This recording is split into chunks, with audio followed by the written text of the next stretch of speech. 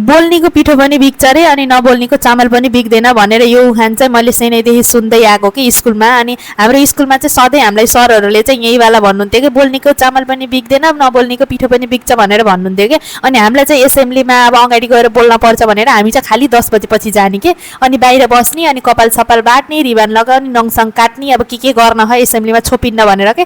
साह्रै नक्कली। पहिला पहिला त अब जमानी हुन्छ अझै ओरेन्ज लिपस्टिक लगाएर जान्थ्यौँ कि साथीहरू हामी चाहिँ स्कुल पनि लिपस्टिक पनि ब्यागमा राखेर जाने त्यस्ता दिनहरू पनि थिए होइन। पहिला पहिला बोल्न भनेपछि त्यति डर लाग्ने होइन। अहिले चाहिँ म जानी नजानी 3 वर्ष भयो युट्युबको लागि भिडियो गराउन लाग्यो। त्यसपछि बोल्दा बोल्दा अलिअलि गर्दै बोल्दा अलिअलि बोल्न आइसक्यो होइन।